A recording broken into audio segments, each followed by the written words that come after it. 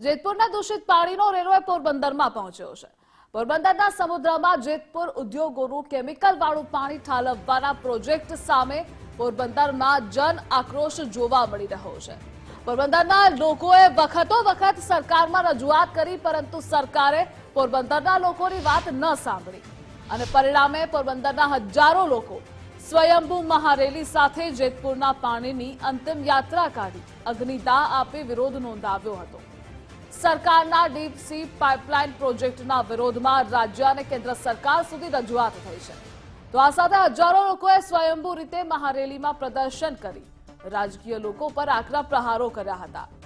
શહેરના નરસંગ ટેકરીથી ઇન્દ્રેશ્વર મહાદેવ મંદિર સ્મશાન ભૂમિ સુધી જેતપુરના પાણીની અંતિમ યાત્રા કાઢવામાં આવી। આ પ્રોજેક્ટનો વિરોધ પ્રચંડ જન આંદોલનમાં પરિણમે તેવા એંધાણ સર્જાયા છે।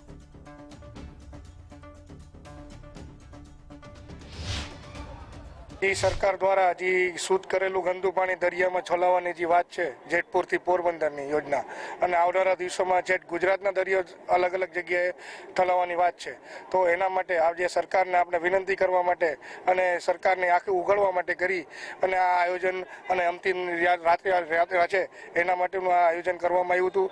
એમાં સર્વે જ્ઞાતિય અને સમાજગ્રહ સંસ્થાઓ, અલગ અલગ વિવિધ સંસ્થાઓ, રાજકીય પક્ષો, પત્રકાર ભાઈઓ અને પોરબંદર આમ જનતાઓ સૌ જોડાયેલી હતી। આની સાથે આ પાણીની અંદર લેડ, મર્ક્યુરી અને એવા ઘણા બધા ખરાબ તત્વો આવેલા છે, કેમિકલ આવેલા છે, જે દરિયાની અંદર જશે। આજ નહીં પણ આજથી 5 વર્ષ પછી પોરબંદરના ભૂગર્ભમાં આવી અને આ તમામ પોરબંદરના બોરમાંથી આ પાણી આવશે અને પોરબંદર તદ્દન સ્વાસ્થ્યની દ્રષ્ટિએ એક ડોક્ટર તરીકે કેન્સર, પેટની રોગો, ચામડીના રોગો જેવા અનેક દર્દોથી પોરબંદરના લોકો પીડાતા હશે।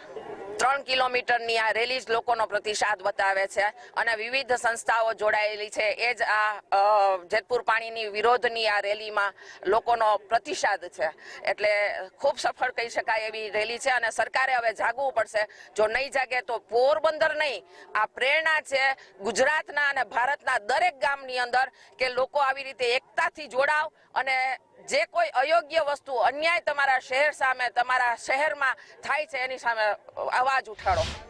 આમ જનતા તરીકે એક અમારે માછીમાર સમાજ છે, માછીમાર સમાજના દીકરા તરીકે એક મારો વિરોધ છે, કારણ કે જેતપુરનું જે પાણી છે, જેતપુરનું જે કેમિકલયુક્ત પાણી છે આ દરિયામાં છોડવા આવશે। દરિયામાં છોડવાથી જે સમગ્ર ખેડૂત પરિવાર છે, માછીમાર પરિવાર છે, આ તમામ પરિવારોને નુકસાની થશે અને આ નુકસાનીથી બચવા માટે આ રેલીનું આયોજન ફર્સ્ટ ક્લાસ કરવામાં આવ્યું હતું। તેમાં ખારવા સમાજ અને સેવસિંહ દ્વારા જે આયોજન કરવામાં આવ્યું તેમાં પોરબંદર સમાજના દરેક લોકો જોડાય અને આ રેલીને સફળ બનાવી છે, કારણ કે સરકારની આ મેલી મુરાદોને આવી ખરાબ નીતિઓના કારણે આજે જો રોજગાર વિહોણા લોકોએ થવું પડે તો આવો અમે ક્યારે પણ સ્વીકારશું નહીં।